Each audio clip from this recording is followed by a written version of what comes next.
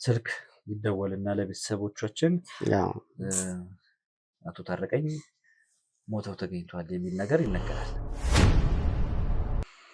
አጎታችን ታረቀኝ ነው። ሚኪ ምን እያወራ ነው ማለት ነው?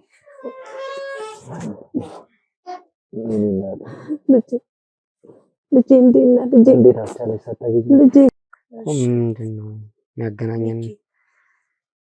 ሚኪ ምን እየሰራህ ነው ልጄ? አንተ አፍ ልስማው ብዬ ነው። ምክንያቱም ስለሱ ካነሳ የሱ ነገር እጅግ በጣም የሚያመኝ የሚያሳዝነኝ ታሪክ ነው። ለምን አንድ ሳምንት ያህል ሬሳው እዛው አካባቢ ለአንድ ሳምንት ያህል የአበባ እርሻ ውስጥ ማንም ሳይደርስለት ወድቆ እንደተገኘ ነው የተነገረን። እኛንም ሁላችንም የሚመለከት ጉዳይ ነው የሰውየው ጉዳይ። ለዛም ነው ሰውየው እዚህ ቤት አንድ ቀን ያመጣኸው ነው አይደለም ማለት ሚኪ ትንሽ ግራ እየተጋባን ስለሆነ እኮ ነው። አክስቴ ስለምትለው ጉዳይ የምታነሳ ከሆነ ሙሉ በሙሉ ከተፈቱ በኋላ ለማስረዳት ነገሮች ከተረጋጉ በኋላ ለማስረዳት መርጬ ነበር እንደዛ ረግጫቸው የወጣሁት። በጣም ግራ እያጋባኝ ነው ሚኪ፣ የምሬ ነው የምነግርህ። ምንድነው አሁን የቤተሰባችን ጉዳይ የሜርሲ እዛ ጣጣ ውስጥ መግባት ነው አይደለ? ከዛ ውጪ እኛ ዋካችሁ በጣም ከግንኙነትም በላይ ነው። ለዛ ነው አሁን ተዘጋጁ ሚኪ ለሚነግራችሁ ነገር ዝግጁ እንድትሆኑ ፈልጋለሁ ያልኳችሁ። በ7 ዓመት ጊዜ ውስጥ ብቻ ከ7 በላይ ሳይቶችን ጥንቅቅ አድርጎ ገንብቶ አስረክቦ ከ350 በላይ አባወራዎችን የቤት ባለቤት ያደረገው ቤቶችን በተመጣጣኝ ዋጋ በመሸጥ እውቅናን ያገኘው እንዲሁም የኢትዮል ስቴት አዋርደን የክብር ሽልማት የወሰደው ድርጅታችን ቴምር ፕሮፐርቲስ አሁን ተራው እናንተ ነው ይላችኋል። በቅርቡ ባወጣናቸው ሳይቶች ሳር ቤት ቫቲካን ኤምባሲ አቅራቢያና አዋሬ በሚገኙ ሳይቶቹ ላይ እስከ 35% የሚደርስ የእውነተኛ ቅናሽ አዘጋጅቶ የቤት ባለቤት ይሁኑ ይሎታል። ባለ 1 መኝታ በ5.5 ሚሊዮን ብር፣ ባለ 2 መኝታ በ5.7 ሚሊዮን ብር፣ ባለ 3 መኝታ ደግሞ በ8.1 ሚሊዮን ብር አጠቃላይ ክፍያ ካለምንም ወለድና ተጨማሪ ክፍያ ቤቶን በኢትዮጵያ ብር ብቻ በመዋል ይግዙ ይሎታል። እንዲሁም ነጋዴውን ከሸማቹ ጋር በቀላሉ እንዲገናኝ ሸማቹን ፍላጎቱን በአቅራቢያው እንዲያገኝ ዘንድ የሺዎች መኖሪያ በሆነው የገላን ኮንዶሚኒየም መሃል ላይ የንግድ ሱቆችን ከ500 ሺህ ብር ቅድመ ክፍያ ጀምሮ እየሸጥ እንገኛለን። ስክሪኑ ላይ በሚታገኙ ስልኮች ይደውሉልን። ቴምር ፕሮፐርቲስ።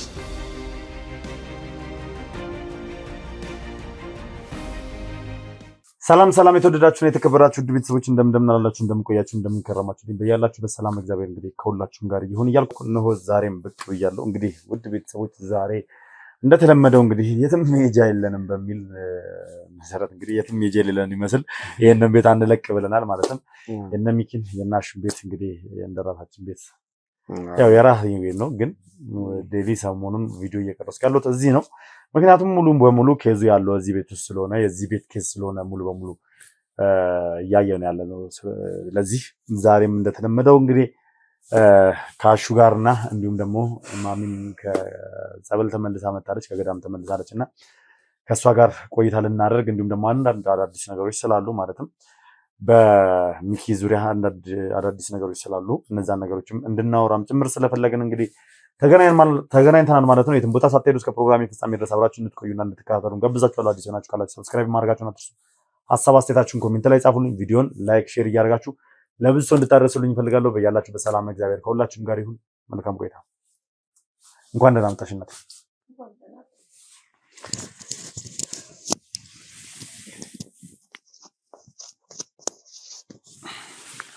ሁሉ መልካም ነው እግዚአብሔር ይመስገን። ጉዞ እንዴት ነበር? መንገድ እንዴት ነበር? ጥሩ ነው እግዚአብሔር ይመስገን። እዛ ይሻላል። ጥሩ ነው ሰው ጸሎቴንም እያደረኩ እግዚአብሔር ቢሰማኝ ያው እንግዲህ ብዙም ሳትቆይ እንድትመጪ አድርገንሻል።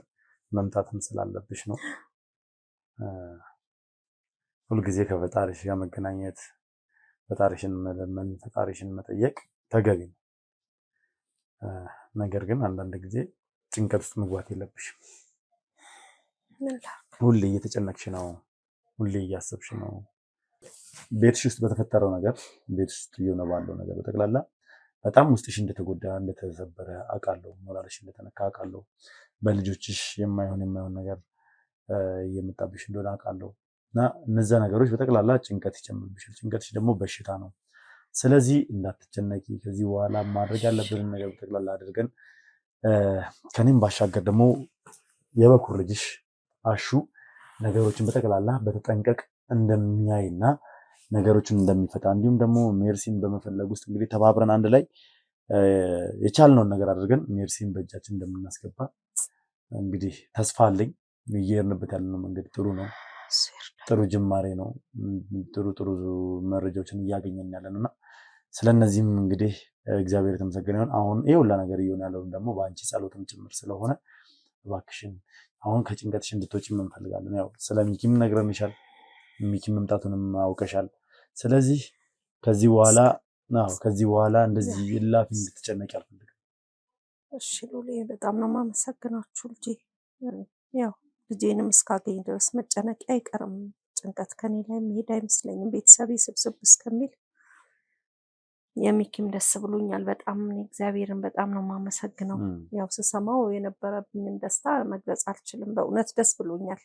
ትንሽ እዚህ ጋር ደግሞ ጎዶሎ ሲኖር ደግሞ የሷ ጉዳይ ደግሞ በወዲህ በኩል ራሴን ስለሚለኝ ነው እንጂ እግዚአብሔር ይመስገን። እኔ በፊትም ያው ሚኪ ያው በፖሊሶች እጅ ነው ምንም አይሆንም የሚለው ልቤ ሙሉ ነበር። የሷ ነበር ይበልጡን ደግሞ ሴት ልጅ ሆና እንደዚህ በመሆኗ በጣም አስጨንቆኝም እስቲ ቆይ ገዳም ሂጄ እግዚአብሔር ቢረዳኝ ጸሎቴን እያደረኩ የልጆቼን ነገር መልካሙን ነገር አሰማኝ ስል እግዚአብሔር ይመስገን ሚኪን ሰምቻለሁ። እግዚአብሔር ደግሞ ረድቶኝ የሜርሲን ደግሞ አይኗን ለማየት ያብቃኝ እግዚአብሔር። እኔ በእውነት እናንተንም እግዚአብሔር ይስጣችሁ ሉሌ፣ ልጆቼ ናችሁ።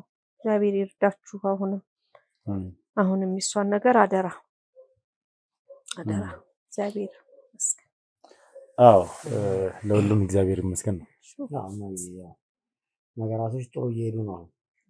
መረጃዎችን እያገኘን ስለሆነ እንደነገርኩሽ ነው። አንቺን አጣን ማለት ደግሞ በቃ በአጠቃላይ ቤታችን ነው የሚፈርሰው።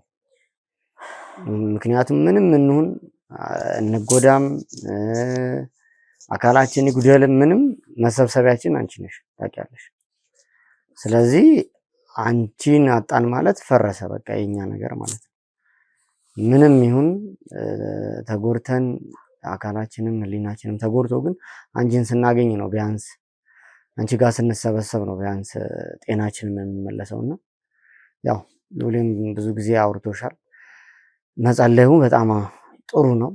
ጸሎትሽም ነው ደግሞ በጣም ነገሮችን እያሳካ ያለው ማለት እያፈጠነልን ያለው እሱ ነው። እግዚአብሔር ይመስገን። በጣም ያንቺ ጸሎት የህዝቡም የተመልካችም ጸሎት በአጠቃላይ በጣም እየረዳን እንደሆነ አምናለሁ። ግን ደግሞ በቃ ጤናሽን መጠበቅ ግዴታ አለብሽ። ማለት የተበላሹት ነገሮች ተበላሽተው ይቀራሉ ማለት አይደለም፣ እናስተካክላቸዋለን። ዋጋ እየከፈልን ያለነው ደግሞ ለእውነትና ለእውነት ስንል ስለሆነ መቼም እኛ አንጸጸትም። ማለት በዚህ ቤተሰብ ላይ ምንም አይነት ጉዳት ቢፈጠር እኔ በበኩሌ ከዚህ በኋላም ህይወቴን የምሰጥበት ጉዳይ ስለሆነ ማለት የማልመለስበት ጉዳይ ነው። እነዚህ እኛ ላይ ጥቃት እያደረሱ ያሉ ወንጀለኞችንም የእጃቸውን ከመስጠት ጀምሮ ከዚህ በኋላ ማንም ላይ የክፋት በትር እንዲያልፍ አልፈልግም። ስለዚህ ይሄ በእኛ ምክሩ የገባነው ቃል ኪዳን ነው። ይሄ ደግሞ ሁሌም ይተገበራል። ስለዚህ ማየ ያው ጀግኖችን አፍርተሻል ታውቂያለሽ። ከዚህም በፊት ብዙ ብለሽ አበረታተሽናልና አሁንም ይሄ ማበረታታትሽ ይቀጥል። በቃ እኛ ቤተሰብ ላይ የመጣው መከራ ደግሞ ቢያንስ ይሻላል ማለት በህይወት ነጥቆም ቢሆን ማንንም ማግኘት አንችልም። ማየ ታውቂያለሽ፣ መገናኘት አንችልም። ሰው እኮ ቀብሮ እኮ ሀዘን ተቀምጦ እንደ ቀልድ ይረሳል አይደል? እኛ ጋር ግን ይሄ የሞት ሀዘን ቢያንስ አልደረሰብንም እስካሁን። እግዚአብሔር ይመስገን። አሁንም ክፉአችሁን አያሳየኝም እግዚአብሔር። እኔ ክፉአችሁን ማየት አልፈልግም። ከዚህ በላይም የእናንተን ክፉ መስማትም ማየትም አልፈልግም። እኔን ያስቀድመኝ ልጆች ክፉ አይካችሁ ነበር። ያው አንቺም ምንም አትሆኝብንም። ሁልጊዜም በረጅም እድሜ እንድትኖሪ ጤና እንዲሰጥሽ መልካም ምኞታችን ነው። አንቺ ማለት ለሀገራችን፣ ለወገናችን፣ ለህዝባችን ድንቅ የሚባሉ ልጆችን ያበረከትሽ እናት ነሽ እና ለዛም ደግሞ እግዚአብሔር ከጎንሽ ሆኖ ችግርሽን ሁሉ እንደሚመለከት ተስፋ አደርጋለሁ። ደግሞ ፈተናዎች የሚበዙት ለመልካም ለበጎ ነው። እግዚአብሔር የሚወደው ነው የሚፈትነው አይደል? ስለዚህ መፈተኑን የመሰለ ነገር ደግሞ የለም። ፈተናውን መውደቃችን ነው ትልቁ ችግር አይደል? ፈተናውን ስንወጣው የሚደርስብንን እያንዳንዷን ፈተና የሚደርስብንን እያንዳንዷን ችግር እግዚአብሔርን በማማረር ሳይሆን እግዚአብሔርን በማመስገን ማለት ነው ያለብን። ለእያንዳንዱ ነገር ባማረርን ቁጥር ችግሮች እየከፉ እንጂ እየቀለሉ አይመጡም። ባመሰገንን ቁጥር ግን በትዕግስት ባለፍን በተወጣነው ቁጥር ነገሮችን እንደ ቀልድ እያሳካናቸው ችግሮቻችንን እያለፍናቸው የተሻለ ነገር እየደረሰልን የተሻለ ነገር እያደረግን እናልፋለን ማለት ነው። እውነት ነው። ስለዚህ እናቴ አሁንም መፈተናችን ለበጎ ነው። ምክንያቱም እኔ ከዚህ በፊት ብዙ ተፈትኛለሁ እናቴ ታውቂያለሽ። ብዙ ሆኛለሁ፣ ታግቻለሁ፣ መሮኝ እየጠፍቻለሁ፣ ታምሜ ዊልቸር ላይ ቁጭ ብያለሁ። ብዙ መከራ እህቴ ልትታገተብኝ ነበር፣ እህቴ ልትደፈር ነበር፣ እህቴ ብዙ ነገሮች ልትገባብኝ ነበር። ብዙ መከራዎችን እኔ አሳልፌያለሁ። ብዙ መከራዎችን እናቴ ልትገደልብኝ ነበር። እነዛን ሁላ መከራዎች እንግዲህ አልፌያለሁ፣ ያለፍኩ ሰው ነኝ። እግዚአብሔርን አላማረርኩትም፣ አመስግኘዋለሁ። እያንዳንዷን ነገር ስላሳየኝ አሳይቶ ስለመለሰኝ ትምህርት እንዲሆነኝ ብዙ ነገር ደርሶብኛል፣ ተምሬበታለሁ። እውነት ነው። በዛኑ ልክ ደግሞ በውስጣችን ያሉን ሰዎች ደግሞ ብዙዎቹ ከርተው አሳይተውናል። ያም ለኛ ፈተና ነው፣ ያም ለኛ ትምህርት ነው። ስለዚህ እናቴ አንቺም አሁንም በቤትሽ ላይ ያለው ነገር እግዚአብሔር የፈቀደውና እግዚአብሔር የወደደው ትልቅ ፈተና ነው። ይሄ ፈተና ደግሞ አልፎ ከዛሬ ነገ ከነገ ከነገ ወዲያ ደግሞ ሳምንት እየተሻለ እየሆነ ይመጣል። እውነት ነው፣ አልጠራጠርም። በቃ ያንን ነው የምለው። አልጠራጠርም። በተቻለሽ አቅም እንግዲህ ትዕግስት አድርገሽ ልጅሽን እንድናመጣ አሁንም ከፈጣሪሽ ጋር መገናኘት መጸለይ ምናምን ሊኖርብሽ ይገባል። አትበሳጪ፣ ራስሽን አታናጂ፣ ራስሽን እንድትጎጂ አልፈልግም። ምክንያቱም ብስጭት በበዛ ቁጥር፣ ንዴት በበዛ ቁጥር በሽታ ነው የሚያመጣው። ጭንቀት በበዛ ቁጥር በሽታ ነው የሚያመጣው። ገባሽ አይደል? ስለዚህ በሽታ ሊደርስብሽ አይገባም። ጤነኛ መሆን አለብሽ። አንቺ ሁልጊዜ ጤነኛ ሆነሽ ልጅሽ ሜርሲ በሰላም ወደ ሀገርሽ ወደ ቤቷ እንዲያመጣልሽ ወደ ቤትሽ እንዲመልሳት መጸለይና መጸለይ ብቻ ነው። ባለችበትን ቦታ ደግሞ እስከምትመለስ ድረስ ደህና ሆና እንድትቆይ መጸለይና መጸለይ ብቻ ነው። እውነት ነው ሉሊ። ሌላ ምን አማራጭ አለኝ ብለህ ነው? እኛም ደግሞ በተቻለን አቅም ምን አማራጭ አለ? እንደ እግዚአብሔር ፍቃድ በተቻለን አቅም እየሰራን ነው የምንገኘው፣ እየተሯሯጥን ነው የምንገኘው። ስለዚህ የቻልነውን ነገር በጠቅላላ አድርገን እንግዲህ ግዴታ ነው ያው እህቴን ማስመለስ አለብን ብዬ አስባለሁ። አዎ ተጠልፋም ከሆነ በአስገዳጅ ሁኔታም ተይዛም ከነበረ ምናልባት በግልጽ እንድናወራ ተነጋግረን ነበረ። ስህተቶቿ ምንድነው የሚፈጠሩትን ነገሮች በአጠቃላይ አላሳወቀችም። ለእኔ ብቻ አይደለም ከዚህ በፊትም ህይወት ትመሰርታለች ብዬ ከማቅደው ሰው ጋር አውርታም አልነበረ ምንም አይነት ነገር ማለት ነው። ስለዚህ ባላወቅናቸው ነገሮች ነው ይሄ ሁሉ ነገር እየተፈጠረ የነበረው። ስለዚህ ስህተቶቹ ምን ላይ እንደሆኑ በትክክል ደርሰንበት ኦልሬዲ እኮ በቃ አውቀነዋል። ትንፋሿ ያለበትን ያለችበትን እንደው ትንሽ እንኳን እንደው ይሄን እንደርስበታለን መድረሳችን አይቀርም። የት እንዳለች ማወቃችን አይቀርም፣ ማግኘታችን አይቀርም። ግን ዋነኛ መንስኤው ማወቃችን ነው። ኦልሬዲ ከሚኪ ጋር ማውረተናል ያለውን ነገር ስለ ሰውየውም ምናምን ነገር ሚኪ ጋር ስላለው ሰውም እንግዲህ መናገር ካለበት ሚዲያ ላይ ይናገራል። ከዛ ውጪ ግን እኔም አይቼዋለሁ።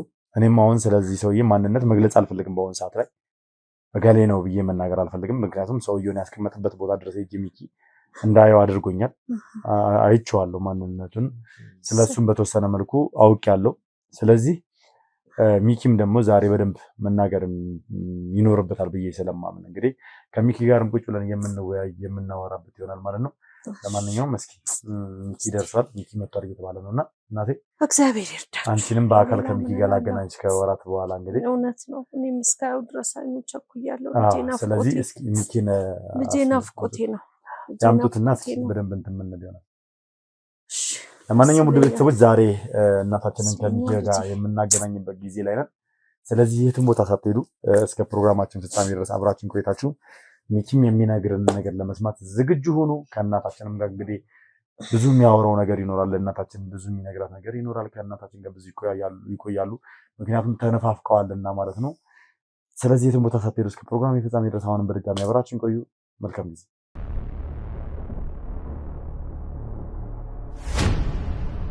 ዌልካም። እንግዲህ ሚኪን እሺ፣ ሰላም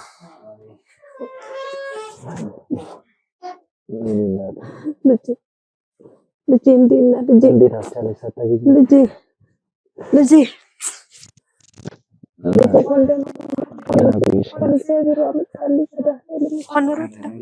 እንዴት ነህ ሚኪዬ? ሰላም ነህ? ኧረ ደህና ነህ? ተመስገን። ኧረ ሰይ እግዚአብሔር አምላክ ምስጋና ይድረስ። ሚኪዬ ወይ ተመስገን። እማጥለኛ አምላክ ተመስገን። እግዚአብሔር ይመስገን። ሚኪዬ እንዴት ነህ? ጨነቀኝ፣ እናንተ ነገር ጨነቀኝ። ልጄ እንዴት ነህ? ግን ጤናህ እንዴት ነህ ልጄ? እሰይ እኔም እኮ መንግስት እጅ ነህ ብዬን ብዙም እንትን አላልኩ። በቃ ደህና ነው ብዬሽ። ኧረ በጣም ደህና ነው። አሹ ተመስገን። አሽዬ እግዚአብሔር ይመስገን። እግዚአብሔር ያስመልጥልኛል። ቀን ከሌሊት እለምነዋለሁ ሚኪ። አዎ እነሱ ነይ ምናምን ብለው ሲሉኝ እንጂ እኔማ እንደው እዛው ጥፍት ብዬ በቃ እንደው እዛው የእናንተን ነገር ብቻ ለመድኃኒዓለም እያወራሁ እዛቸው ተጨብጬ ቁጭ ብዬ ነበር።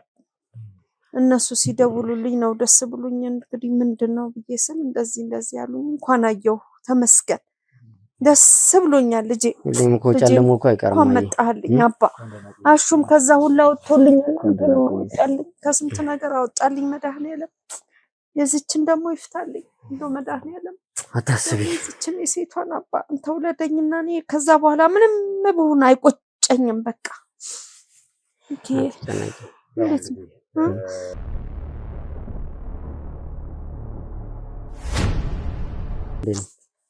እንዴት ናችሁ? ያው እንግዲህ እናትህ ለረጅም ጊዜ ስታለቅስ ስትጨናነቅ ነበረ።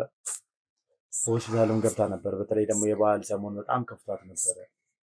በዓልን ብቻዋን አንተ ሳትኖር ማሳለፍ በጣም ጭንቀት ሆኖባት ነበር። ከዛ በኋላ ግን በበዓል ማግስት ሜርሲ ያደረገችው ነገር፣ ሜርሲ የፈጠረችው ነገር ጭራሽ ቤቱን ሌላ ውጥረት ውስጥ እንዲገባ አድርጎት እናትህ የማይሆን ዲፕሬሽን ውስጥ ነበረች እና ዛሬ በአካል በደንብ እንድታወሩም ስለፈለኩ ጭምር ነው። ተመስገን። አዎ ያው በመጀመሪያ ለዚህ ሁሉ ነገር ለዚህ ሁሉ ችግር ጭንቀት ስለዳረኳችሁ በጣም ይቅርታ ጠይቃለሁ። ጓደኞቼ፣ ቤተሰቦቼ ፈልጌው የሆነ ነገር አይደለም። ብዙ ነገሮችን በራሴ መንገድ ለማስተካከል ሞክሬ ነበር እናንተ ሳታውቁት። ምክንያቱም ከታወቀ በራሱ የጉዳዩ ባለቤትም እንዲታወቅ አልፈለገም። እኔ ደግሞ ያንን ቃሌን ማክበር ነበረብኝ። በነዛ ምክንያቶች ነው ነገሮችን ግልጽ ማድረግ ያልቻልኩት። ከዛ በኋላ ደግሞ የተፈጠሩት ነገሮች እጅግ በጣም ከቁጥጥሬ ውጪ የሆኑ ነበሩ። የኔ መታሰር ደግሞ ነገሩን እንዲባባስ ነው ያደረገው። በቃ ኦሬዲ እኔ እስር ቤት ነኝ። ከዛ በኋላ ነገሮችን ማስተካከል አልቻልኩም እና ሁሉም ነገር ያው በጣም ይቅርታ ጠይቃለሁ። ባሰብኩትና ባቀድኩት መንገድ ነገሮችን ማስተካከል አልቻልኩም። ይቅርታ ማሚ፣ አንቺንም አስጨነቅኩሽ። ለመናገር ሚኪ እኔ ትንሽ ከፍቶኝ ነበረ። በነገራችሁ ላይ እናትና ልጅ ሚስጥረኛ ሆናችሁ መገኘቱ ነገር የለም። እሱ እኮ እንደዚህ አይነት ነገር መሆኑን መች አወቅኩ አባ። ለእኔ እኮ ሁለታችሁም አንድ ናችሁ። አሁን በራሱ ለጉዳዩ ስታውቅ ራሷ በጣም የምደነግጥ ነው ይመስለኝ። ምክንያቱም ሰውየውን ሰው ከመሆኑ ውጪ ሰውየው ማን ነው የሚለውን ነገር ምንም የምታውቀው ነገር የለም። ሰውየው ማን ነው ምንድነው ጉዳዩ የሚለውን ነገር የምታውቀው ነገር የለም። አሁን ስለ ሰውየው ስነግራት በራሱ እሷንም የሚመለከት ጉዳይ ነው። እሷንም እኛንም ሁላችንም የሚመለከት ጉዳይ ነው የሰውየው ጉዳይ። ለዛም ነው ሰውየው እዚህ ቤት አንድ ቀን ያመጣኸው ነው። ሰው አይደለም እንዴ ታዲያ? ልጅ ሰው ነው፣ ግን የኛ ሰው ነው። የኛ ሰው ነው። አላወቅሽውም እንጂ የኛ ሰው ነው። እኔ ያው እንግዲህ እስካሁን ሉሌም አልነገረኝም። ከተመልካች እኩል ነው ነገሩን የምሰማው። ምክንያቱም ይህ ሁሉ ነገር ሲፈጠር ሚኪ አንተ የምታውቀው ጉዳይ እኛ የማናውቀው ምንድን ነው? በጣም ማወቅ እፈልጋለሁ። ሆነን ለመናገር ማን ነው ይሄ ሰው ማን ነው ይሄ ሰው የሚለው ነገር ዛሬ እሷን የማግኘት መልስህ ይመለሳል። ለእኔ ደግሞ ይህ ሰው ማንነት ከተመልካቾች እኩል ይመለሳል ብዬ አስባለሁ። ምክንያቱም በሰዓቱ ትንሽ ስሜታዊ አድርጎኝ ነበር። እንዴት መረጃ የዚህን ያህል የምትደብቀው አካል ይኖራል? ቤት መጥቶ የሄደ ማን ነው? እኔ በጣም ብዙ ሰዎችን ያው በጥርጣሬ ሁሉ ለማየት እንትን ለማለት እየሞከርኩኝ ነበረ። እንግዲህ ሉሌም በሱ ጥረት እንግዲህ ከአብሮ አደገህ ጋርም አውርተን ብዙ ነገሮችን ተነጋግረን የደረስንባቸው መረጃዎች ናቸው እና ቀላል አይደለም። አንተ እውነት ቀብረዋል ማለት ይቻላል ሚኪ ጉዳዩን። ዛሬ ግን እስቲ ብትነግረኝ በጣም ደስ ይለኛል የዚህ ሰው ማንነት። ሚኪ ዛሬ ሁሉም ነገር ይነግረናል። እኔ ቅድም ነግራችኋለሁ፣ ያንን ሰው ሄጄ አይቼዋለሁ። አሁን ላይ መናገር አልፈልግም እያለ ያልኩት ቅድም ከሚኪ አንደበት ከራሱ እንድትሰሙ ስለፈለኩ ነው። ለምትሰሙት ነገር ግን ተመልካች ብቻ ሳይሆን ማሚ አንቺም አሿንተም ዝግጁ እንድትሆኑ እፈልጋለሁ። ማለት የምትሰሙት ነገር በጣም ሊያስደነግጣችሁ ይችላል፣ ግራ ሊያጋባችሁም ይችላል፣ ላታምኑም ትችላላችሁ ብዬ ስለማምን ነው። ምክንያቱም እኔ ታሪኩን ስሰማው ሰውየውን ሄጄ አይቼው ስለማንነቱ ሳቅ በጣም ነበር ግራ የተጋባሁት። በጣም ነበር ግራ ያለኝ። ያው ማለት ይሄ ሁላ ነገር ለምን እንደሆነ እንደምንደርስበት ይሆናል ወደፊት። ግን ደግሞ አሁን ይሄ ሁላ ጣጣ ውስጥ እንድንገባ ያደረገን በአንድ ሰው ችግር ምክንያት ነው ብለናል። ከዚህ በፊትም ስናወራ ሚኪ የደበቀው ሰው አለ። ይሄ ሚኪ የደበቀው ሰው ማን ነው? ለምን ደበቀው የሚለውን ነገር በተደጋጋሚ ጊዜ ስናነሳና ስንጨቃጨቅበት ነበር።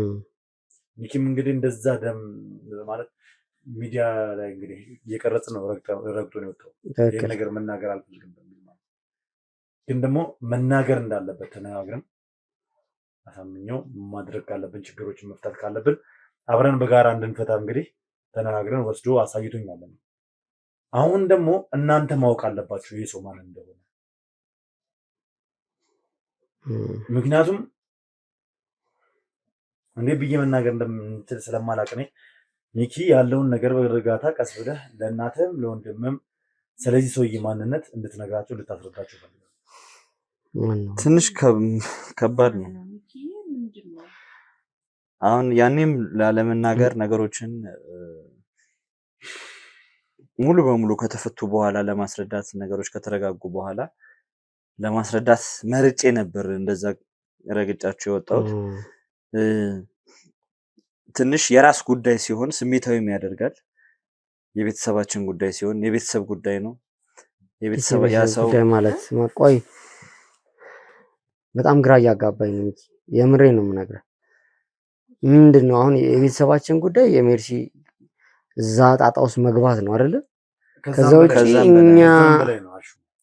እኛ ቤተሰብ ላይ ምን እየመጣ ነው ታዲያ? ምን ኑሯል? ምን እየመጣ እኔ የማላውቀው የቤተሰብ ማለት በቤተሰባችን ላይ ያለ ጉዳይ ነው እያልከኝ ያለው? ማሚ አይ አሁን ነገሮችን ማየት ያለብን በተረጋጋ መልኩ ነው። እግዚአብሔር ይመስገን እስካሁን ብዙ ነገሮች ደርሰውብናል። ያው በእግዚአብሔር ቸርነት አልፈነዋል። ይሄንንም እናልፈዋለን ብዬ አስባለሁ።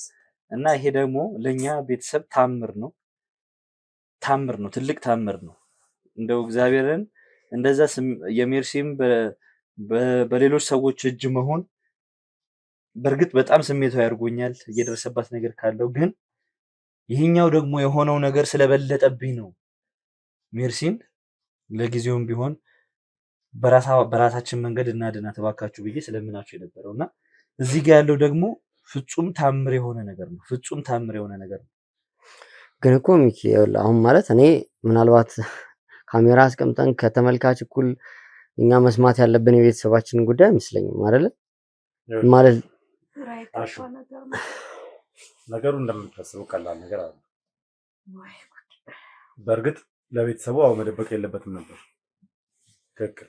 ግን ደግሞ አንዳንድ ነገሮች እኮ ብዙ ያስገድዱናል ነገሮችን እንድንጠብቅ። ማለት ቤተሰብ የፈለገው ቤተሰብ ብትሆንም እዚህ ጋር አንዳንድ ነገሮች በጣም አስደንጋጭ ይሆናሉ። የማትጠብቃቸው ይሆናሉ ብለህ የማታስባቸው ነገሮች ይከሰታሉ። እነዛ ነገሮች ደግሞ በአንዳንድ አስገዳጅ ሁኔታዎች ውስጥ የሚደበቁ ሚስጥሮች ይሆናሉ። ኤኒዌይ ምንድነው ይሄ ነገር ይኸውልህ እንዴት ነው ታውቃለህ? እዚህ ቤት እኮ መጥቷል ይሄ ሰው እዚህ ቤት ድረስ መጥቷል። አዎ ይሄ ሰው እዚህ ቤት ድረስ መጥቷል። ነገር ግን የማሚ እሱ ይሄን ሰው ያለማወቅ ነው። የእናታችን ይሄን ሰው ያለማወቅ ማለት የሚታወቅ ሰው ነው። ምክንያቱም ልታውቂ የማትችይበት ምክንያት ብዙ ምክንያት አለ። ከኛ ጋር ግንኙነት ያለው ሰው ነው ይሄ ሰው። ግራ እየገባኝ ነው እባካችሁ። በጣም ከግንኙነትም በላይ ነው።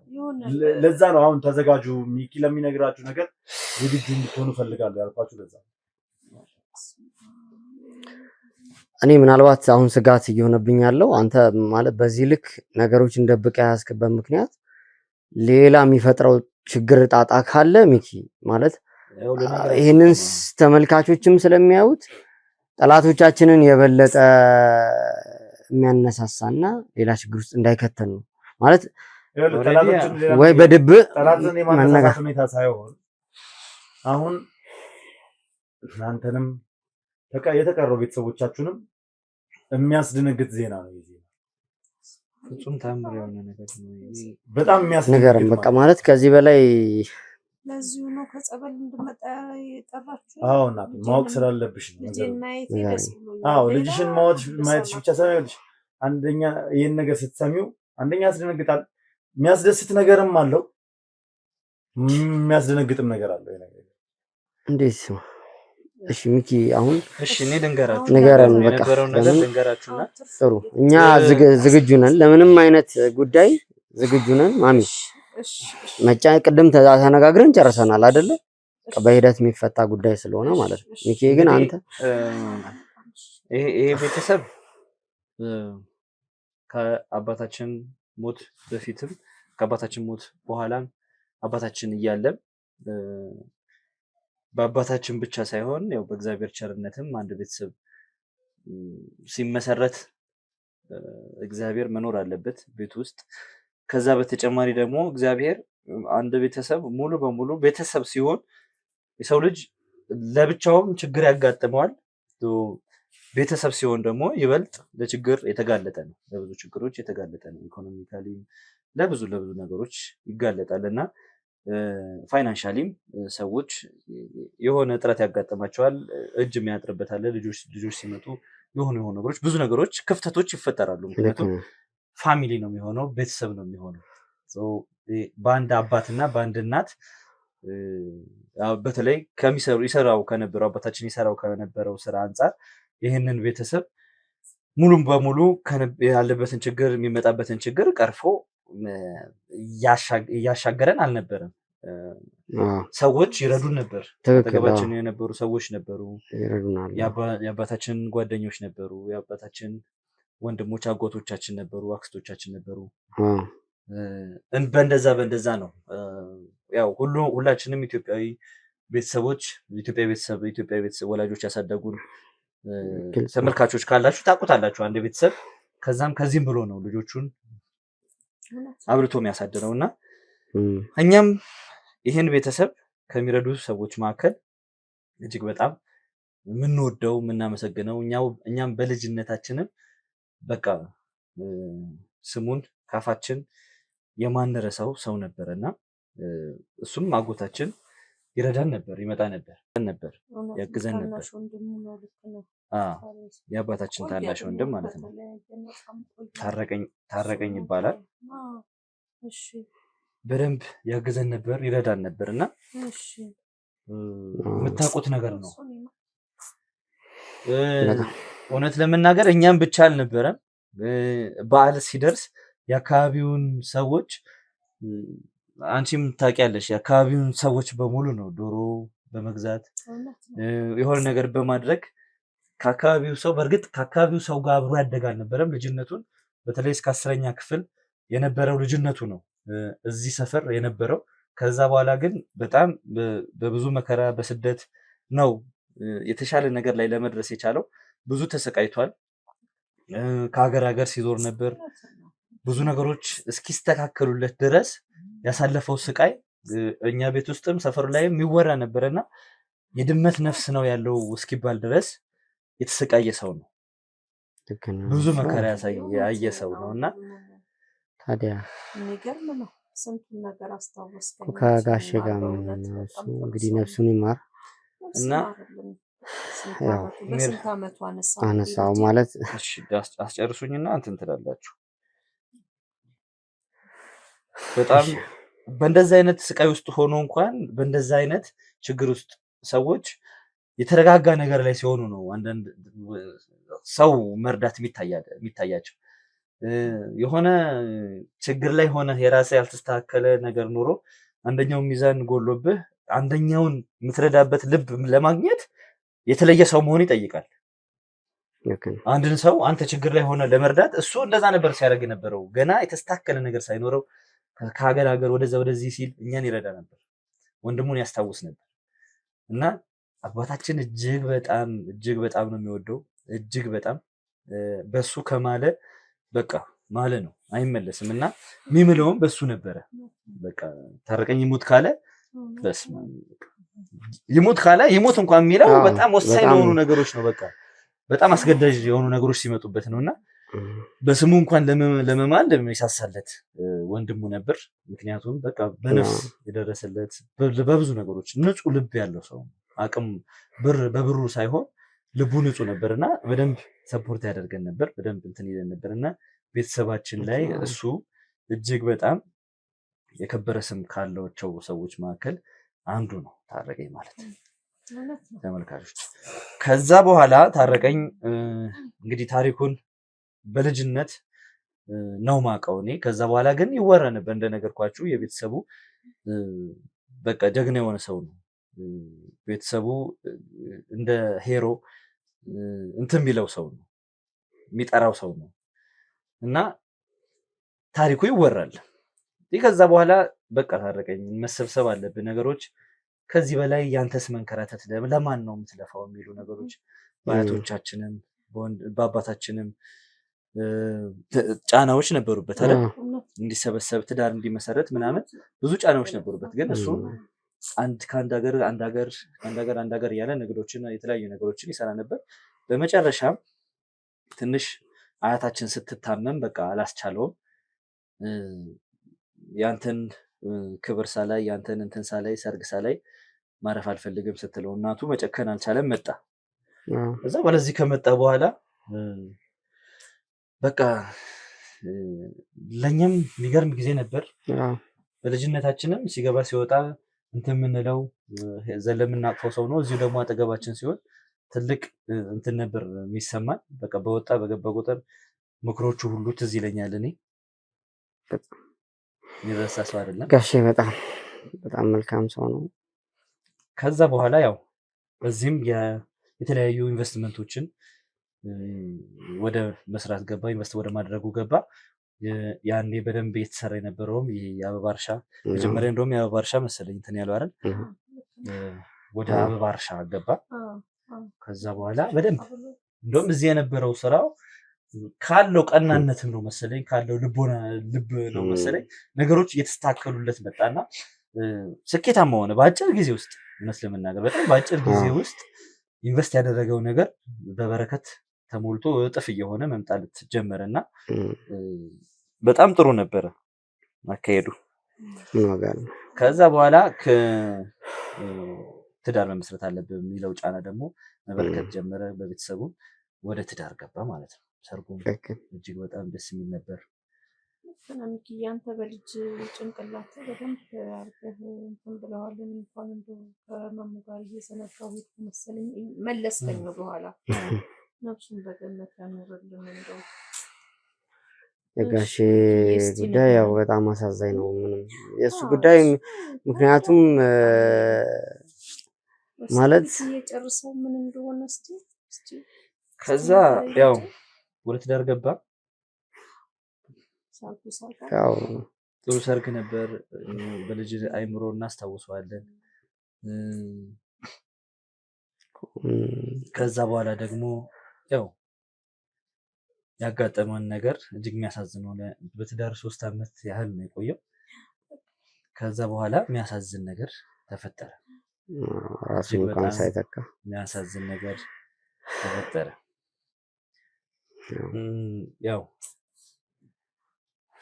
አንስተዋል ብዬ ነው ሚኪ ማለት በዚህ ጉዳይ ያው ብዙ ጊዜ አክስቴም ደጋግማ ታወራኝ ነበረ ማለት ግን እስቲ ካንተ አፍ ልስማው ብዬ ነው። ምክንያቱም ስለሱ ካነሳ የሱ ነገር እጅግ በጣም የሚያመኝ የሚያሳዝነኝ ታሪክ ነው። ለምን ራሱን እንኳን ሳይተካ ለኛ ሲል ግን ብዙ ነገሮችን ያደረገ ሰው ነው። በጣም ስራ የሚወድ ስራ ወዳድ በጣም በብዙ ጓደኞቹ የሚወደድ እንደሆነ እናውቃለን። ብዙ ጓደኞቹ ያው እንዳልከው እሱ ጓደኞቹ የሚረዱን ነበረ፣ ይደግፉን ነበር። እነሱም ውለታ እየመለስን ነው የሚሉት። ለምን በሱ ያልተጠቀመ በሱ ህይወቱ ያልተስተካከለ የለም። ካነሳው አይቀር እንግዲህ ውድ ቤተሰቦችም እንድታውቁት ነው በጣም የምንወደው የምናከብረው አባታችን ብለን የምንጠራው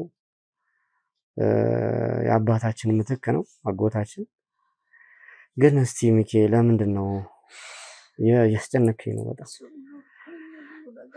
ያው ከዛ በኋላ ያው እንግዲህ ተመልካቾቻችን የተፈጠረው ነገር ምንድን ነው?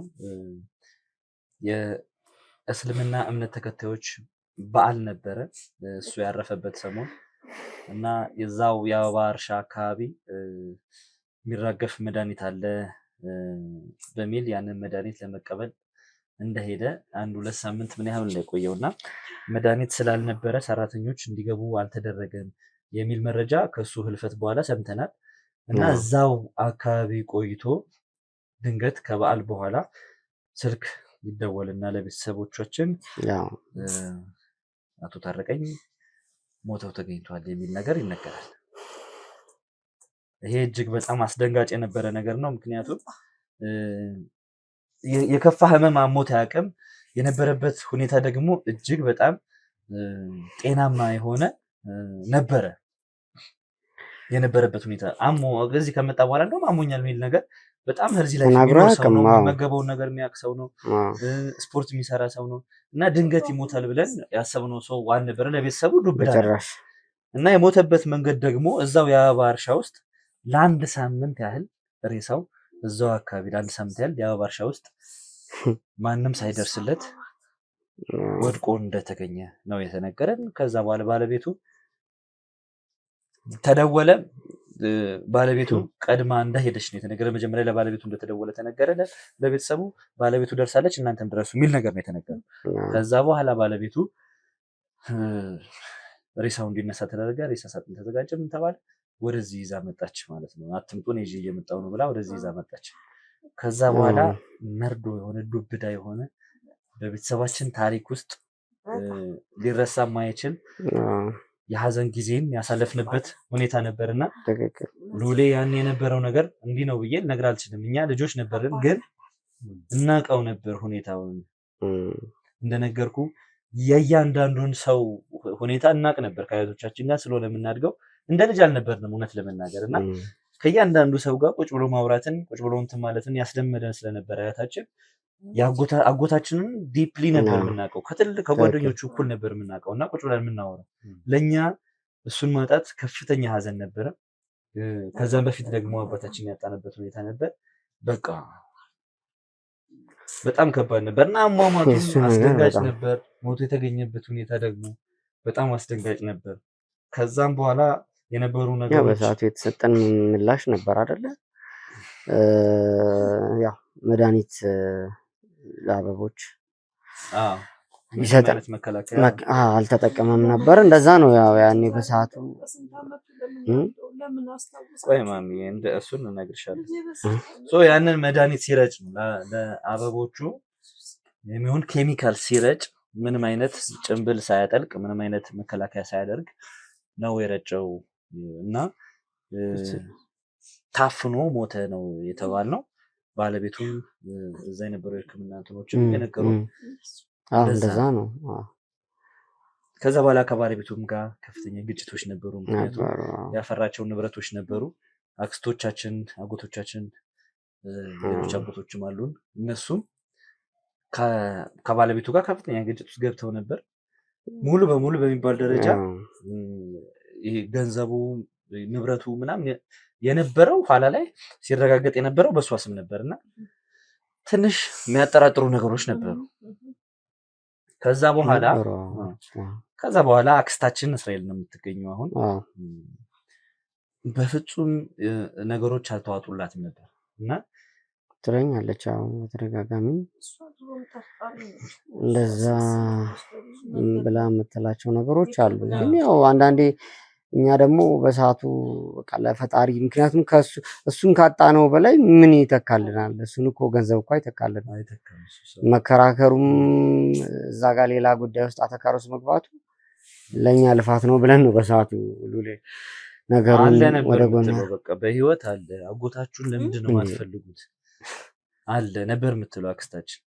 ከዛም ከሞተም በኋላ እና ማሸነፊንም እኔንም ተጨቃጭቀን ነበር። ባገኘሽው አጋጣሚ ህልም አየሁትን ነበር የሆኑ ነገሮች መጀመሪያ ሰሞን ልክ ያልሆነ ነገር ነበር። እሺ ልክ ያልሆኑ ነገሮች በቃ ይሄ እሷ ከነበራት ፍቅር ነው ምናምን የሚሉ ነገሮች ነበሩብን እኛ። ከዛ ውጭ አይሆንም። የሆኑ ሰሞኑን በዚህ 6 ወር ውስጥ 7 ወር ውስጥ የሆኑ ልክ የሚመስሉ ማስረጃዎችን ለኔ መላክ ጀመረች። ማስረጃዎችን ነው መላክ ጀመረች። ከዛ በኋላ እነዛን ማስረጃዎች ተንተርሺ ያገኘችውም በምን አይነት መልኩ ይሁን አላውቅም፣ ያገኘችውም ደብዳቤ ነበርና ያንንም ደብዳቤ ፎቶ አንስታ ላከችልኝ። ማለት ምን አይነት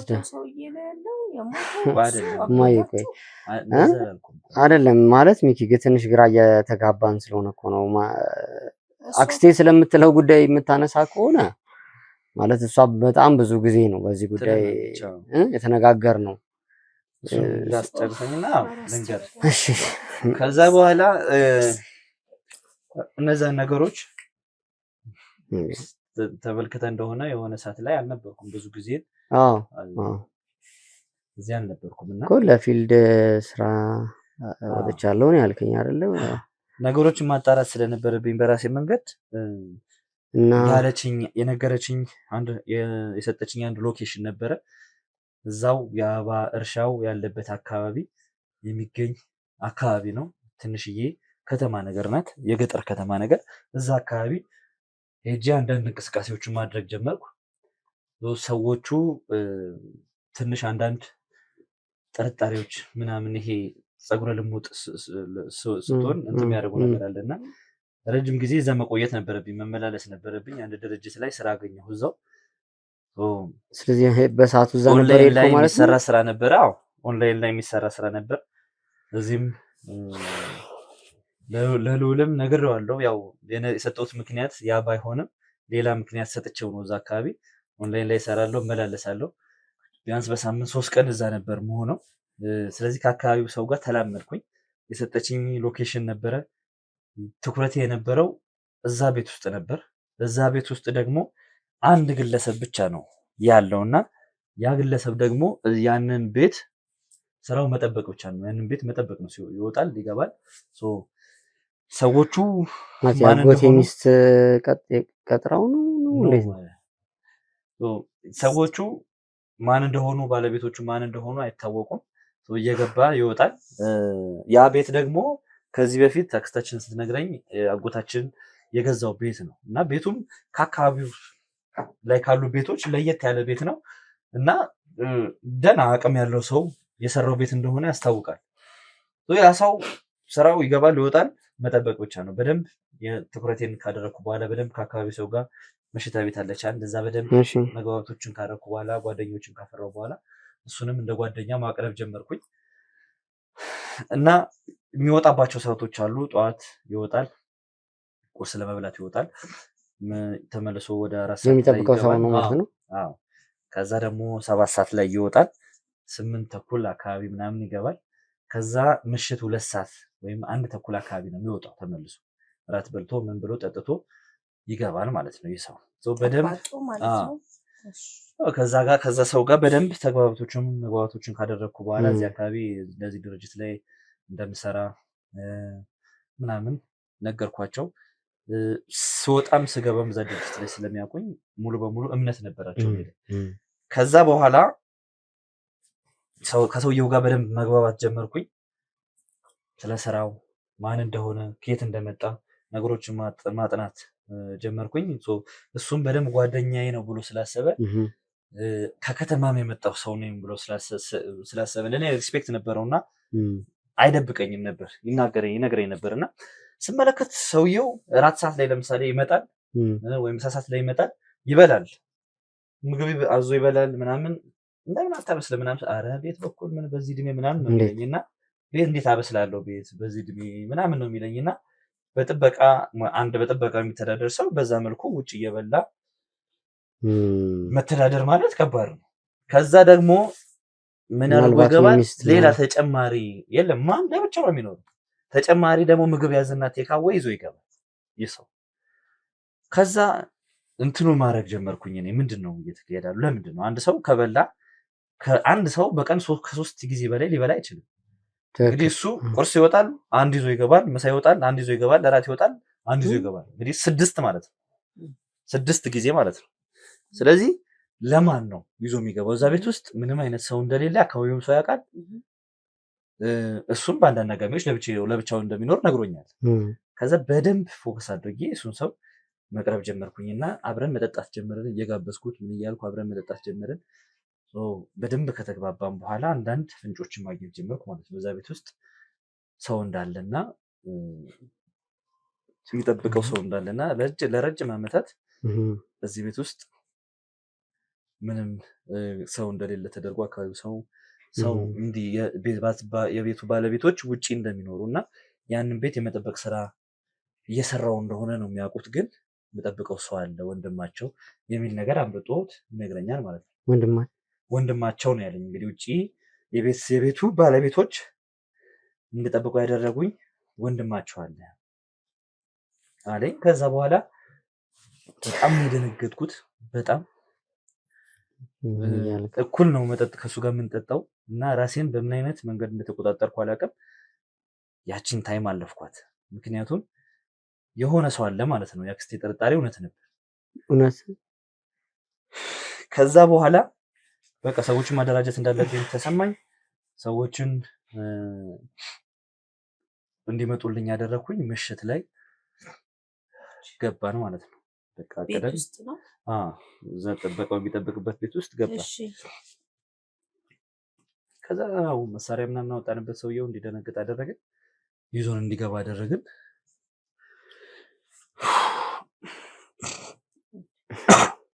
ምንድን ነው የሚያገናኘን? ምን እየሰራ ነው ልጅ? ከዛ ቤቱን በጓሮ በኩል ግራውንድ አለና ወደ ግራውንዱ ይዞን ገባ። በሩን ከፍቶ ሲያስገባን መጀመሪያ ላይ ማወቅ አልቻልኩም ነበር። ግን በደንብ ቀርቤ ስመለከት መጎታችን ታረቀ ነው። ምን እያወራ ነው ማለት ሚኪ? የሞተ ሰው ይመጣል እንዴ ተመልሶ? እኛ እኮ ቀብረናል እኮ አልቅሰን። ምንድን ነው ማለት ነው ልጅ? ምናልባት ልውል ማረጋገጫዎች የሚያስፈልጉ ከሆነ ወይ ሌላ እያወራ ያለው ነገር አይደለም እንዴ? እንዴት ሆኖ ይሆናል? ቆይ ልውል ምን እንዴ ሚኪ ይኸውልህ፣ አንተም ካክስቴ ጋር ያለውን ነገር በተቀላላ ነግሮኛል ሚኪ። ያኔ የተፈጠረው ነገር ስለለቅሶ እንዴ! ኧረ በፈጣሪ በጭራሽ ማመን አልችልም ሚኪ። ይሄንን እሺ ካለ ስለምን ግራውንድ ውስጥ ለምን እንዴት ለምን ተቀመጠ? ቆይ እስኪ ለማስታወስ ሞክሪ ማሚ። ማለት እዚህ ቤት የመጣ ሰው ጊዜ ሰውየውን ይዞት የመጣ ጊዜ ሚኪ ምንም ማለት ልትለዩ አልቻለሽ። አንተ እንዴት ልትለየው ቻልክ? የሁላ ዘመን እኔ ያጣሁት ልጅ ሰውዬ የሁላ ዘመን ብዙ ማጣራቶችን አድርጌያለሁ ማሚ። ኧረ በእግዚአብሔር ነበሩ ብዙ ማጣራቶችን አድርጌያለሁ። እርግጠኛ ነህ ሚኪ? አዎ እና የቀበርነው ማንን ነው እንዴ? እና ቆይ ያልክ ያለው አጎቴ በህይወት አለ አላውቅም አለ በህይወት ነው እንደዚህ ሆኖ የተቀመጠው? ለምንድን ነው የሚጠበቀው? ማን ነው የሚያስጠብቀው? ሚኪ እሱን መናገር አልፈለገም። ግልጽ የሆነ ነገር የለም ሚኪ። አሁንም ዞሮ አንተ ላይ ሌላ አዳ። ኧረ በፈጣሪ እማዬ እያለ ያለው ነገር ገብቶሻል? ግን ምንድነው? አጎታችን በህይወት አለ እኮ ነው የሚለው እንዴ?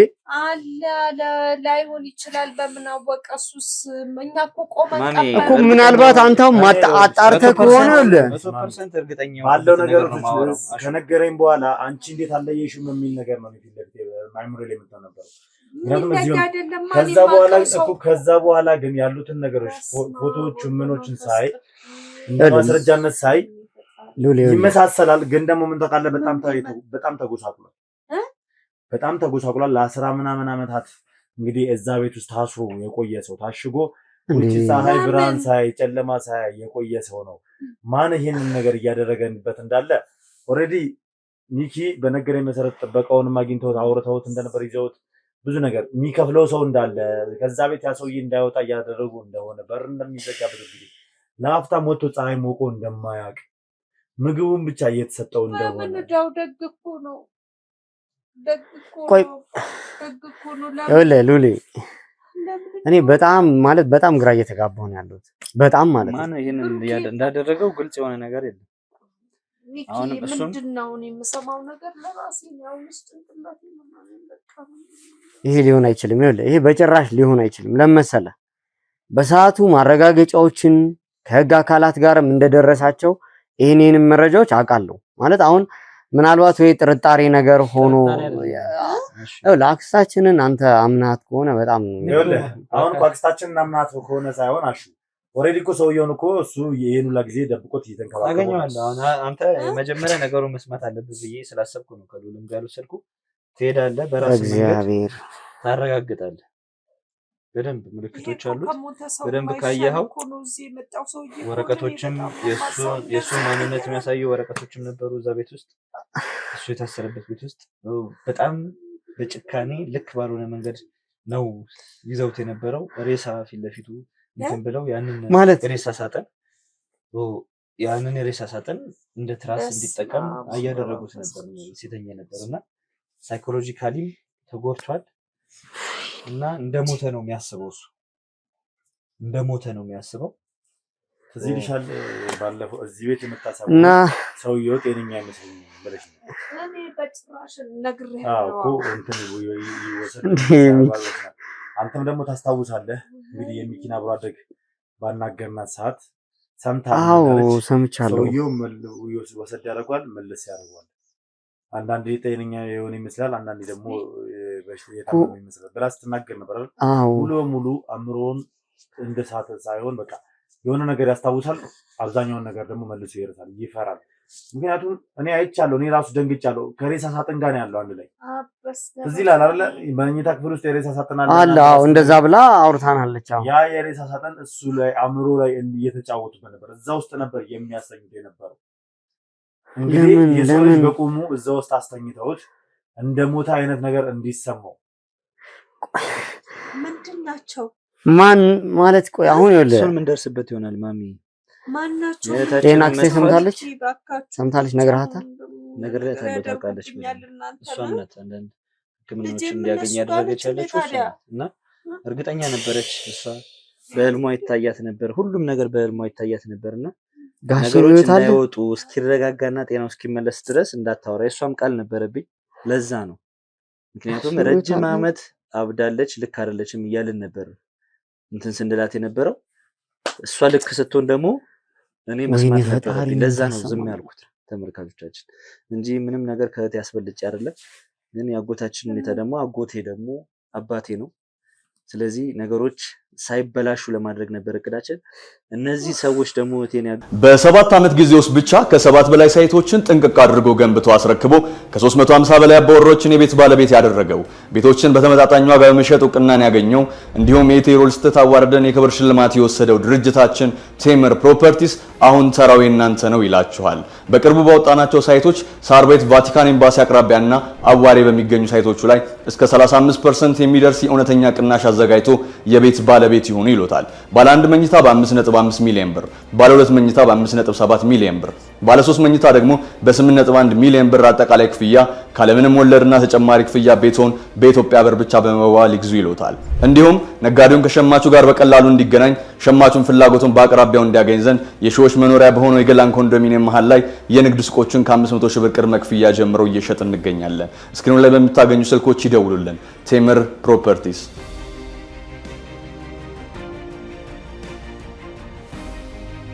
ገቷት ሰዎች ደግሞ በእርግጠኝነት እሱን የሚፈልጉት ሰዎች ናቸው። ስለዚህ የእሱን እንግዲህ ምን ከሱ ከዚህ በላይ እኮ ሰው ቀብረውታል፣ በቃ ገለውታል። ከዚህ በላይ ከሱ ምን እንደሚፈልጉ አላውቅም። ቆይ እሺ እሷን እናስመልሳለን። ምንም አትሆንም እሷን እናስመልሳለን። እንጂ አሁን ቆይ ማለት አንድ ነገር የምጠይቀህ ነገር ምን መሰለህ? አሁን አጎቴ ስለመሆኑ አንተ አረጋግጫለሁ እያልክ ነው ያለው አይደለ? እርግጠኛ ነህ? እርግጠኛ ነኝ 100%። እሺ ምልክቶች አሉት እኮ በደንብ ዲኤንኤም ምናልባት ወይ በዲኤንኤም ብዙ ነገር እኮ አመሳከርን እያለ ነው። እኛ ብዙ ነገር አመሳከርን እርግጠኛ ነው። ታየዋለህ አንተ ራሱ ስታየው ዲኤንኤ የሚያስፈልገው ነገር እንዳልሆነ አንተ መቼም አጎቴ ነው። ከሚኬ የተሻለ ደግሞ አንተ ታላቁ ነህ። በደንብ እኔ በደንብ ነው ማስታወስ። ስለዚህ ያን ያክል ትልቅ እንደዚህ ዲኤንኤ ደረጃ የሚያስደርስ ነገር አይደለም። እኔ አክስታችሁንም ሚኪ ያገናኝቶኝ ከአክስታችሁ ጋር ማውርቻለሁ። ያለውን ነገር ብዙ ማስረጃዎች ልካለኛለች፣ ብዙ ፎቶዎች ልካለኛለች። በፊት የነበሩት ነገር እኔ ራሱ የኔም ማጎት ቢሆን እኔም በዚህ ሁኔታ አላቆም ነበር። ልክ እንደናንተ እኔም ላላቆም እችል ነበር። ምክንያቱም የበፊት ፎቶ ማንነቱና አሁን ያለበት ሁኔታ ፈጽሞ የሚገናኝ ሰው አይደለም። ምክንያቱም በጣም ተጎሳቁሏል። 10 ምናምን ዓመት አይደለም ቆይ ማለት ነው 3 ዓመት ነው 2 ዓመት የሰው ልጅ ለመቀየር በጣም ከባድ የጤናው አሁን እሺ የጤናው ሁኔታ የተባለው ነገር ማለት አሁን እሱ እኛን ሙሉ ለሙሉ አያቀንም ነው ማለት እንደሞተ ነው የሚያስበው እሱ። አንተን አወቀህ እንደምልህ አላወቀኝም ጭራሽ አያውቅም። አዎ ማለት በዚህ መልክ ሳይሆን በዚህ መልክ ሳይሆን አሁን እሱ ምንድነው እንዲህ የተጠበቀም እንደሆነ ያምናል። ከነዛ ሰዎች እንዳመለጠም ያምናል፣ እንደሞተም ያምናል። መልሳችሁ አሳልፋችሁ አሰጡኝም ይላል። ደግሞ መልሶ ደግሞ እንደሞተ ሰው ነው የሚያምነው። አዎ ማለት እሱን ስትነግረንም ያወጣ ነው የሚለው ገባሽ አይደል? ማለት ይመስለኛል ትንሽ በአእምሮ ላይ የተጫወቱበት ይመስለኛል። ከነ ሬሳ ሳጥኑ ቀብረውት ምናምን ነገር ያወጡት ነው የሚመስለው። አስክሬኑን አይተናል፣ የሬሳ ሳጥኑን አይተናል። እኛ ባለፈው ስትናገር ሰምተሃል። የሬሳ ሳጥኑ የተጫጫረ አይነት ነገር ብዙ ነገር ነግራናለች የሚጓደኛ። እኔም ባየሁበት ሰዓት ደግሞ የሬሳ ሳጥኑ ተቀብሮ የወጣ የሬሳ ሳጥኑ ሲመስለኛልሽ እኔ አሁን እንዳደነግጬ ፈልጌ ነው ምንም ያላልኩሽ። የሬሳ ሳጥን ውስጥ ማስተኛት ብቻ ሳይሆን ማለት ነው ማለት ውስጡ አድርገው ዘግተው ቆፍረው ቀብረውት ነበር። ማን ይሄን ያደረገው? እሺ ቆይ ቆፍረው ቀብረውት ነበር። ከቀበሩት በኋላ የተወሰነ ቀናት እዛው ውስጥ አድርጎት 24 ሰዓት ብቻ የሆነ ሰዓት ብቻ እዛው ውስጥ አስቀምጦት መልሶ አውጥተውታል። ያ ነገር ነው በቃ አእምሮውን እንትን ያለበት ያ ነገር። ያቺ ውሻ ሚስቱ ነች ይሄን ያደረገችው አይደለ? ነች። እስከሷ ውጪ ማንም ሊሆን አይችልም። ምንም ልታውቃቸው እገሌ ነው ብለን ልንወስን አንችልም። እገሌ ነው ብለን ልንወስን አንችልም ሊሆን። ስለዚህ እንዴት ሚኪ ግን አንተ እስካሁን ይሄን እየሰማ ዝም እንደነገርኩ ነው። አሁን እኮ ተነገረ አይደል? መቼም መረዳት ያለብኝ ይመስላል። አረዳለሁ፣ አሁን እረዳለሁ። በርግጥ ስለዚህ እሺ እግዚአብሔር ይመስገን የተፈጠረው ሜርሲን የሚወስዳት የማንም አይደለም፣ የሌላ ሰው ጠላት ሆኖ አይደለም። የእናንተው ጠላት ናቸው። አጎታችሁ ጠላት ማለት የእናንተ ጠላት ናቸው። ገባህ አይደል? ስለዚህ ሜርሲንም ለማስለቀቅ የተሻለን ነገር እናደርጋለን። አሹን ነገር ያለው ከዚህ በኋላ ኃላፊነት ወስዳለ ሜርሲን በማስለቀቅ ላይ በሜርሲ ጉዳይ ላይ ሙሉ ኃላፊነት እንደምትወስድ እኔ አንተን ነው እንትን ማለት ግዴታዬ ነው ማለት ምንም ጥያቄ የለም። በዚህ ሁላ ነገር ውስጥ አልፎ ነው መጣ። በጣም ብዙ ነገሮች ሚስጥር ደብቆ ራሱን ሲጎዳ ነበር። ለዚህ ብለህ ነው ያን ያህል ጊዜ ራከኝ። ብዙ ነገር ራሱን ጎድቷል። ከዛም ባሻገር ደግሞ በበላይ ባደረሰው ጉዳት ራሱን በጣም እየወቀሰ ነበረ። ስለዚህ ጥሩ ሁኔታ ላይ ስላልሆነ ያለው ሚኪ ለተወሰነ ጊዜ ግድ ነው ከካሜራ ጀርባ እንደተለመደው ከኔ ጋር ነው። ራስህን ማረጋጋት ስላለ ከኔ ጋር ትሆናለህ፣ አብረን እንሆናለን። ከጎን መስራት ያለብንን በጠቅላላ እንሰራለን። ቢያንስ በቃ የአጎቴን ጤንነት መመለስ የሚቻልበት ነገር ላይ ዋጋ መክፈል አለብን። አንደኛ የአጎቴን ጤንነት ወደ ቦታው እንዲመለስ እናደርጋለን። ሁለተኛው ደግሞ በተቻለን አቅም ሜርሲን እናገኛለን። እኛ ብቻ አይደለም እነበረከትም ሁሉም ሰው ከኛ ጋር ይተባበራል። ሁሉም አብሮን ይሰራል። ግዴታ ነው። አብረን በጋራ ሆነን ይሄንን ኬዝ መስራት ካለብን አብረን ነው የምንሰራው። ቶሎ ነው መቋጨት ያለብን። ረጅም መሄድ ያለብን አይመስልም። ከዚህ በኋላ ለማንኛውም እንድትረጋጉ ፈልጋለሁ። ቪዲዮውን እዚህ ጋር ላቁሙና ከዛ እናንተ ትንሽ የቤተሰብ ጨዋታ ማድረግ አለባችሁ እና ማሚም እንግዲህ በጣም ከመንገድ መተሽ እንደዚህ አይነት ነገር ውስጥ ስለከተተሽ በጣም ይቅርታ። በግድ ከመንገድ አምጥተንሽ ነው እንግዲህ እንደዚህ ያደረግንሽና እንድትረጋጊ ፈልጋለሁ። አይ ተረጋጊ ማዬ ተረጋጊ። አሁን እየሰማን ያለነው ነገር ይኸውልሽ ይሄን ኃላፊነት እኔ እወስዳለሁ ከዚህ በኋላ ችግር የለውም። ስለሱም ደግሞ በደንብ ማን ምን እንደሆነ በማስረጃ ነው የምናሳውቅ ይሆናል። እሱንም የምናሳይሽ ይሆናል።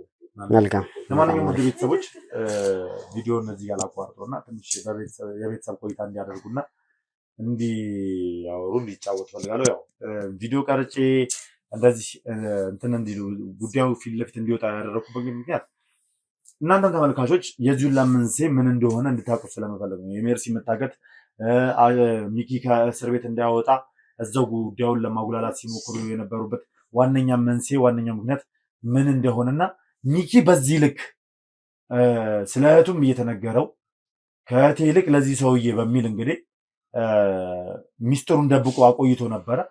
ለማን ነው ሚስጥሩን ያቆየው? ለምንድን ነው ሚስጥሩን ያቆየው የሚለውን እንግዲህ እናንተም እንድታውቁ ስለፈለኩ ነው ቪዲዮ ላይ እንዲወጣ የፈለኩት እንጂ ከቪዲዮ ውጭ ነበር ቁጭ ብሎ መነጋገር የነበረባቸው።